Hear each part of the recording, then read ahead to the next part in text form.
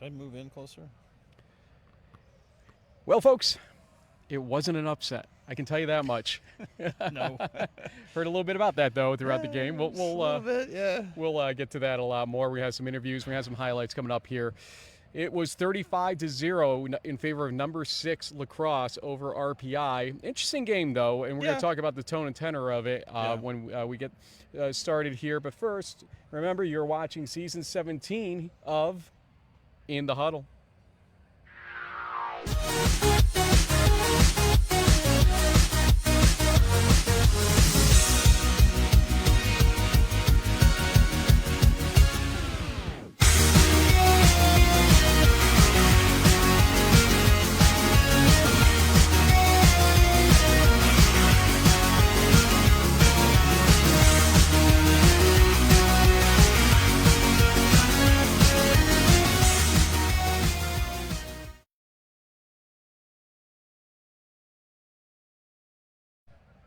And you can see in the distance some families from Lacrosse waiting to greet their sons and other family members, we'll call it. Yep. But 35-0 again was the final in favor of Lacrosse here. Yeah, Frank.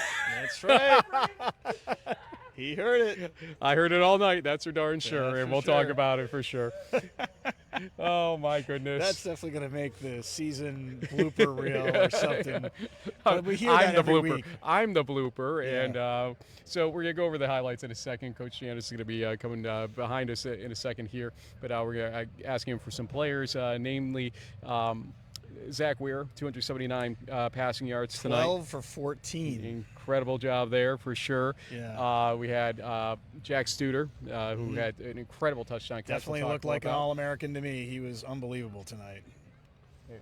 We'll talk more with you in a second. No, you're fine. But we're talking about the guys we want to talk to. Jack, Zach, and Wyatt are probably the ones on offense, and whoever you want on defense, you bring them up, and we'll be here. We're going to be doing some highlights here first before we get there. And so why don't we go to highlights at this point in time? And we'll run through those in a moment here, folks. So give us a second to get those. So we started the game with Jack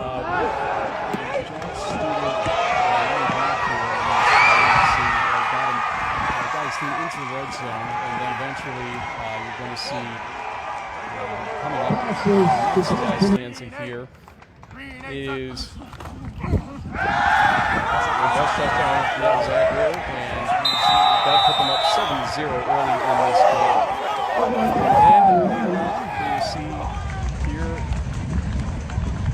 for RPI, they struggle in this game, especially in the first half offensively.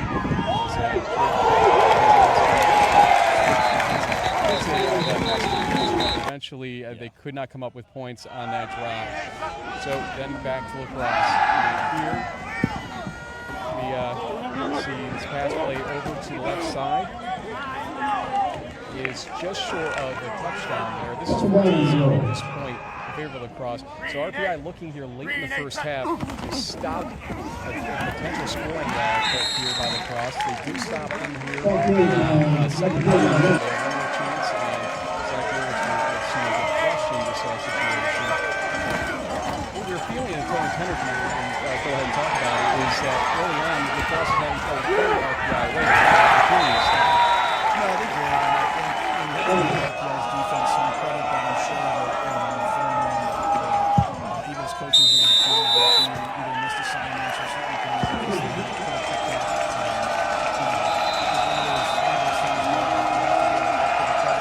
This was the biggest surprise to me in the first half for these missed field goals by Stack. I mean, he's linemen from Texas, for one of the top kickers in the country.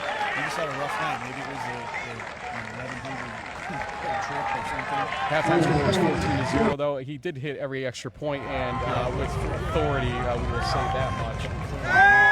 Yes. Here is a compilation of two plays. First, on fourth down, RPI goes for it, and it is intercepted by number 24, Brennan Koralski. And a lot of people were saying he should have dropped it, including me. It was a 13-yard change because it was fourth down, but you know what? It didn't matter. Defensive backs don't want to give Watch what happens. Next play, Zach Weir, 80 yards, and that is Wyatt Lemoyne with the touchdown. Absolutely. That's 13-1-0 early in the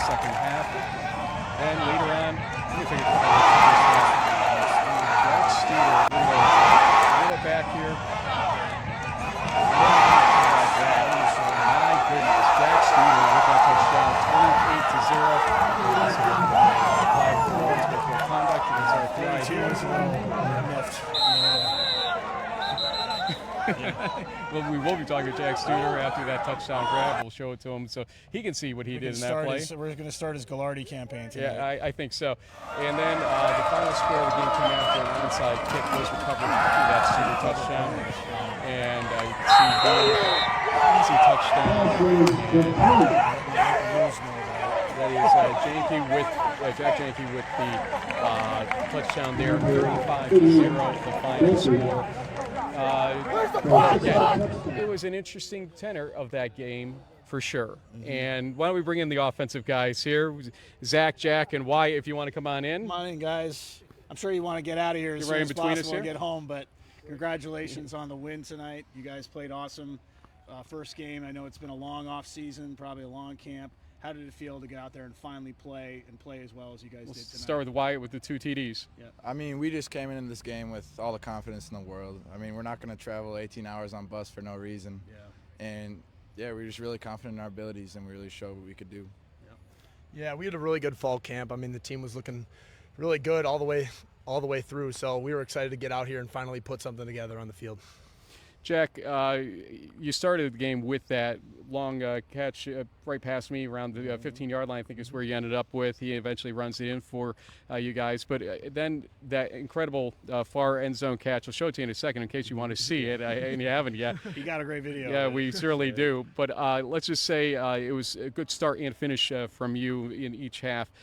Tell me about what it took for you. I know you hate talking, but come on and open up to us a little bit about how important it was to start the way you guys did with what you did. I mean, I guess it feels good, man. We've been putting in a lot of work since the end of the season last year, and it was showing today how hard we've been working. So, go ahead, take the next question. We'll get him up on the re-reel here. Go ahead. Well, it's hard to find any problems when you guys win 35-0, but you know, in the first half, you had opportunities to put points on the board, and you didn't. Looking back on some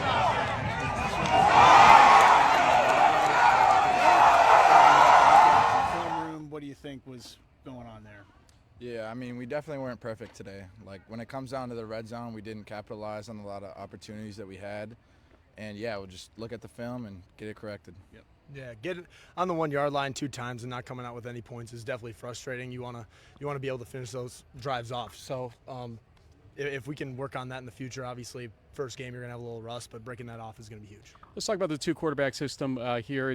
Similar to what happened last year with Kaiser, and you know, ultimately they chose to go to Kaiser a little bit more because of his running ability. But we saw the flip between is it Haas and you all night long.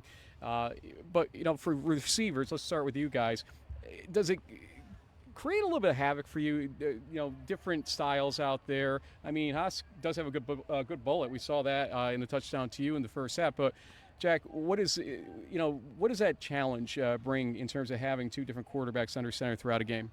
I mean, I honestly didn't really notice it during the game, to be honest. So just give me the ball, man. I mean, yeah, they're both really good athletes, and if we can use them out there, that works. Yeah. Well, I mean, it's hard to find. Once again, it's like, you know, I looked at your stats, Zach, and 12 for 14 for 279 yards. Passing, yeah. Scores. I think it's a 323.8 QBR rating tonight. I mean, I was like, how are you going to improve on that? I don't think you can, but what do you think? Yeah, I mean, obviously that's not all me too. Offensive line is great protecting me tonight. Wide receivers made some crazy plays. Obviously we saw Studer's one-handed catch on the other side. So obviously not just me. Run game was rolling tonight. That obviously is going to open up the pass all day. So it's a huge team effort. Yeah. Favorite part about this road trip, because this is a unique road trip for you guys, how you approached it here with the kind of 3-day progression. Obviously you're going to go back kind of in one swoop, it sounds like. But Jack, we'll start with you. What do you remember most, or what's your favorite part of this besides the 35-0 win? I mean, it's tough. Niagara Falls was great, but we got this good card game on the bus we play, and that's fun. Is there any money on the line? No. What, hold on. What's the card game? It's called Mafia. Okay. Yeah. Okay. I think I know that game. It's pretty hectic. I play, my kids and we play a different card. I think I played Mafia before. As the Italian guy, I'm just going to keep moving here, okay? Zach, what's your favorite part? Obviously, it was a really fun trip. Like, the bus rides are kind of tough, being on the bus a long time, but it's obviously a lot of time well spent with the team, creating a bunch of bonds. So it's been a fun trip overall. Obviously, coming out with a win, too, is huge. Why? My favorite part of the trip is just hanging out with our teammates in the Boys, hotels. Stayed in like 2 or 3 different hotels, and it's just a lot of fun to travel with these guys, be with them all the time. Well, we're glad you guys got out here, and you deserve to rib me all you want about 14-13. I will take it all day and every day. I guess we have to figure out a way to get to Wisconsin one of these days. I absolutely do, but maybe they're going to take us down to Texas. Who knows? Because the way they played tonight at certain points, especially in that second half, they showed it. And that's the thing. You guys did need to seem to clean up things in the second half, and you did so. So more power to you. We have a tradition to give you guys shout-outs, any family, friends, teammates, anybody that might be watching this live or recorded, because we are live right now. I hate to break this news to you, Jack, but we haven't messed up yet, so let's just finish strong here. Guys, shout-outs. Shout out to my grandpa, Tom Valley. Love you, man. What about the grandma? She came over and said hi I to saw us, her right too. today. Uh-huh. I saw her today. She might watch this later, though, Jack. Shout out to my family. They're back home. They couldn't make the trip because of some family stuff, but miss you guys. Love you guys. I'm going to shout out to our gray shirt teammate, Nolan Wolf, because he let me use his gloves today. Okay. There you go. Looked like they worked. A couple of TDs. On 2 You guys- catches, 2 touchdowns. Congratulations. Thank you. Great job. Congratulations, 35-0 See victory, you guys. 1-0 on the season. Lacrosse is for real at number 6. Absolutely.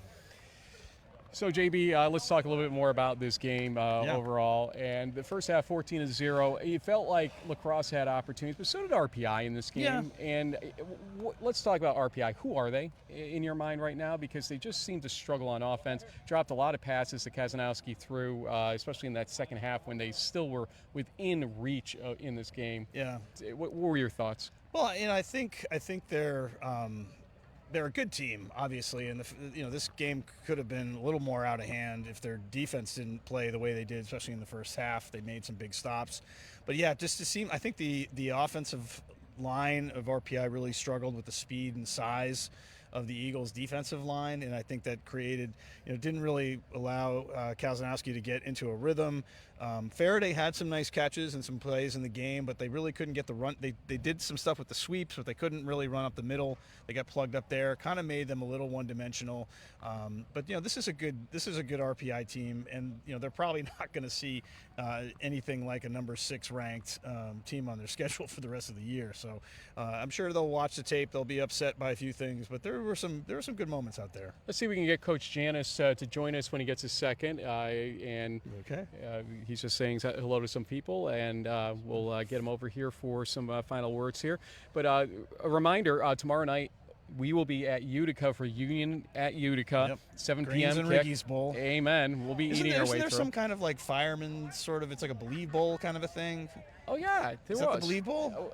But it's not going to be this game. No, Oh, okay. It's somebody. Okay. I think it might be like Brockport Couple and weeks or somebody. something. Yeah, Yeah. or All something right. like that. But yes, Utica does do a Believe Bowl. Yeah, so at 7 o'clock on X, we'll be doing our live coverage or our posted coverage of video clips throughout the game. Then the same thing on Saturday. It is Johns Hopkins, who's ranked number 8 at number 20, Ithaca at Butterfield Stadium. Man. So stay tuned. Wish I didn't have for to that. get back and early. I'm telling you, you should do it. You should extend that trip. But again, this catch is to me Ghilardi worthy. I mean, he saw it, and we're going to take another look at it. That's the catch.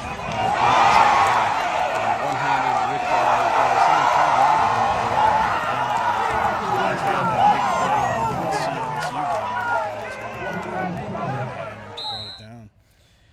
So, okay, are they number 6? Uh, Are they better? Are they worse? What's your assessment? I think if I would say that they looked like a top-ranked team in Week 1. I mean, they definitely have the size, the speed, the talent. I mean, clearly this Weir guy is a legit.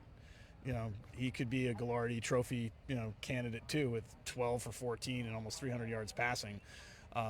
He made the most of his opportunities as he was trading off, and we'll talk to Coach about the Haas, back and forth that was going on, and we get a second with him. Yeah. But it's an interesting, dilemma, I guess, to have 2 really good quarterbacks. Yeah. And he had that problem last year with Kaiser Heltebrand. He did. But Weir, I think, is making the most of it and showing his coach if there's going to ever be a 1 quarterback system scenario later this year, it's going to be me, not me going second fiddle again in that situation. I would think. True. Yeah, well, I think the good news is no matter who they have at quarterback, they have some great receivers to throw the ball to. They have some great offensive line to block, so they're going to be successful, I think, no matter what. Certainly Weir presents maybe a more traditional drop back style than Haas, but Let's see what it's a nice problem to have. Let's try to go grab Coach here. Yep, come on in, Coach. All right. We're live here, and we're just going to bring you right on in here. Yep. And so, how you feeling? Good. I think you kind of use the non-conference part of the season, I think, to figure out who your team is, right? And you get for us, we get 3 games to figure out who this 2024 Eagle team is before we get into conference play. And so, I had a group that was, obviously as a coach going off the bus, you're all worried about their routine. You're worried about are they going to be ready? And so our coaching staff over the last 24 hours and our players too did a great job of getting ready to go for this game. Like they were ready to go for this game. But then, as we saw throughout the game, we had a lot of, mishaps in the red zone. In the second quarter, we get down there, we miss 2 field goals, we have a bad snap, and it's just kind of a catastrophe being bad in the red zone right there. And, that they know how much we preach red zone anyway, so they know I'm steaming a little bit on that. But to get into halftime and to get our team and to see, okay, they're going to keep their composure because they're going to need that as we go throughout the season. They kept their composure. We got back on track with what we were trying to do on offense and continuing to what we were doing on defense, got back on track, and we were able to kind of get going in the third quarter again. And so I'm happy to see that. I'm happy to see that in the non-conference portion. Let's talk about the quarterback situation. You clued us in that we would see some switching back and forth, and we even tweeted the fact, hey, if you watch our pregame show, you'd know this. But I didn't necessarily think we'd see as much of Haas as we did in the first half. But then you rode Zach, it seemed like, in the second half a lot more, to the tune of 279 yards, 12 for 14, passing-wise. What is your philosophy going to be here? I mean, you did explain a little bit about it, but now that we've gone through a game of it and seen it, I mean, is this kind of the same thing as last year now or no? Yeah, in some ways. I mean, Zach's our starter, and we have all the faith in the world in Zach.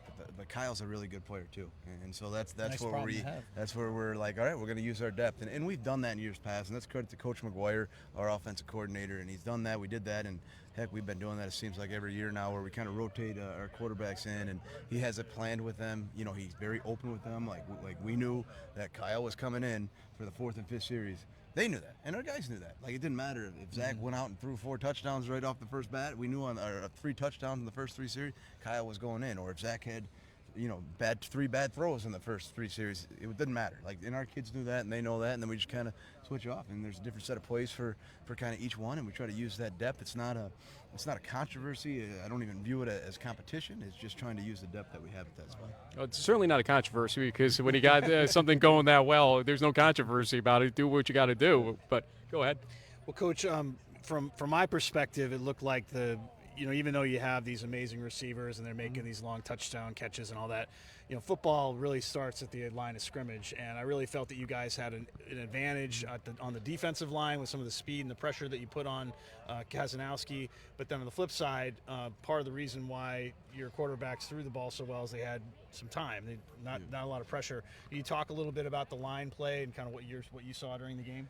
Yeah, it's a group that we've watched pretty heavily during camp. We've been pretty excited about a group that, at offense and defensive line, doesn't matter really the level, Division III, Division II, Division I. That takes there's only so many big bodies to go around. So that takes years to develop. And our offensive line coach has been developing that group since I've been the head coach, and Eddie McGlenn, and then our co-defensive coordinator and D-line coach, he's been working with that group and great eye with recruiting and all that stuff. So it's been a while for those groups to develop. We thought we brought back some experience. We added some transfers into that mix there, but really was impressed with I knew we were pretty physical and fast up front.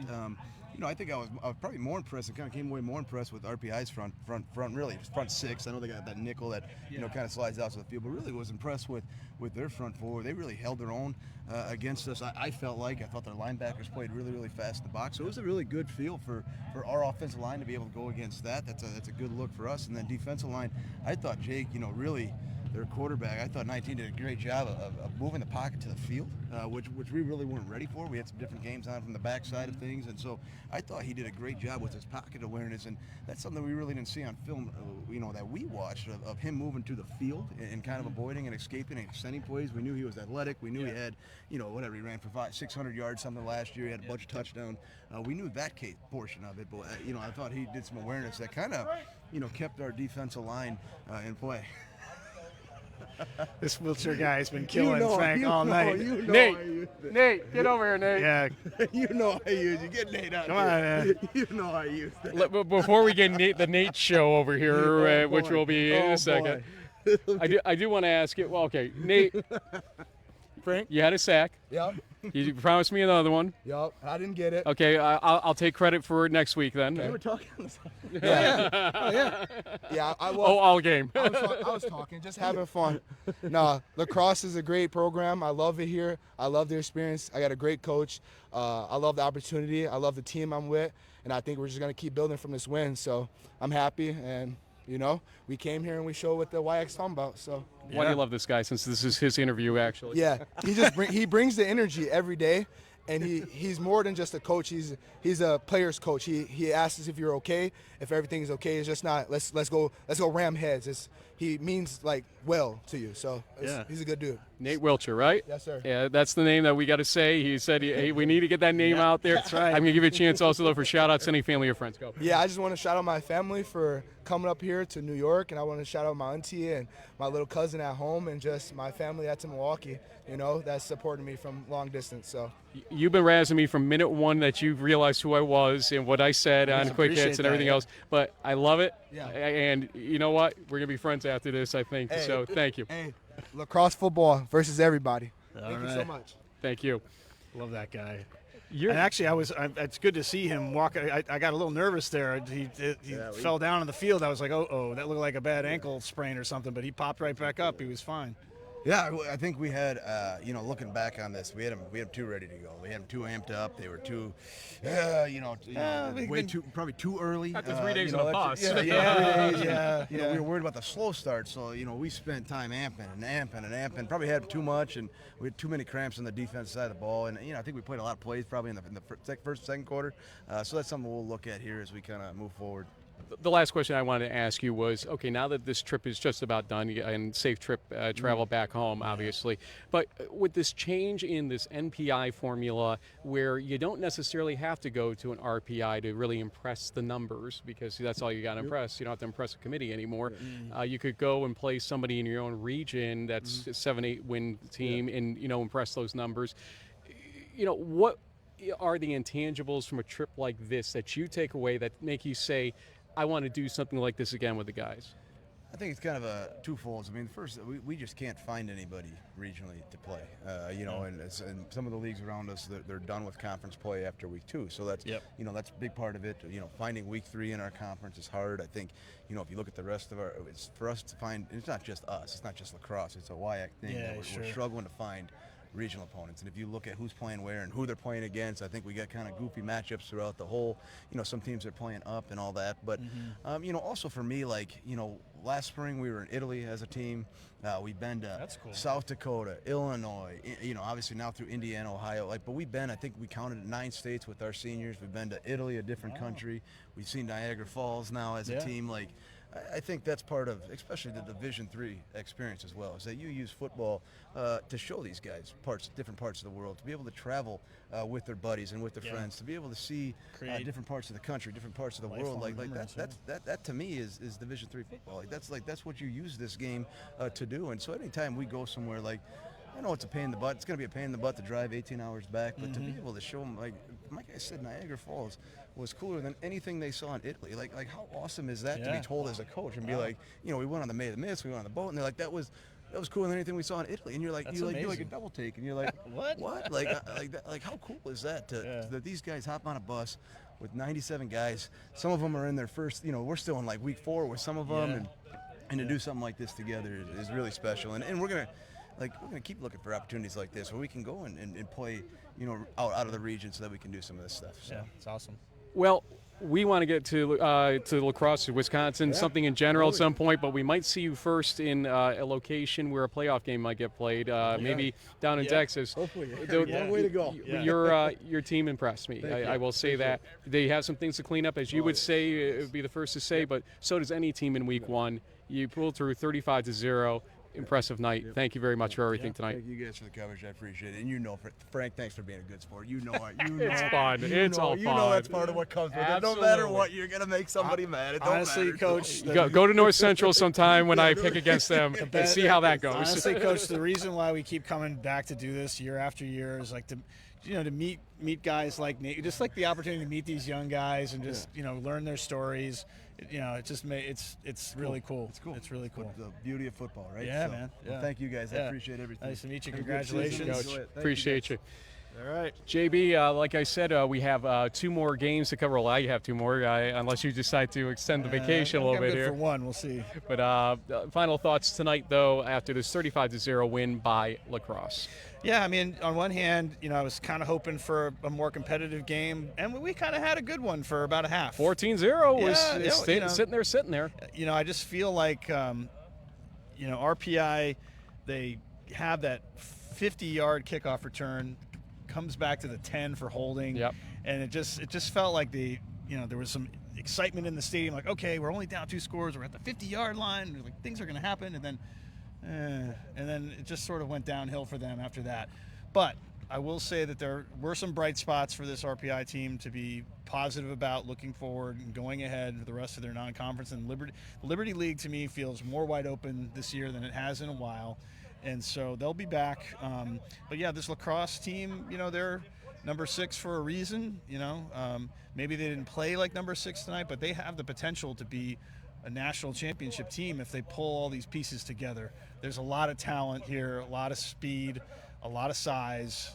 Size especially. We saw that when they were walking behind us, and we were like, wow, this is bigger than bigger than normal for us in Division III. I'm not a little guy, and they dwarfed me. Yep. And we go to a lot of schools and see a lot of programs that are large, okay? But this was pretty impressive in terms of just the pure size, and obviously they have the skill to go with it. Yep. Folks, thanks for joining us again tonight for pregame, for postgame, and like we said, we'll have some coverage the next 2 days, and then we'll come back with Crunch Time on Tuesday to go through highlights of many more games throughout Division III in Week 1. We're excited to bring it to you. Thanks again, and have a great night. It's kind of early still. Let's go get some dinner. Let's go. Go have a good time here as they get back on an 18-hour bus ride. We'll see you soon, folks. Thank you.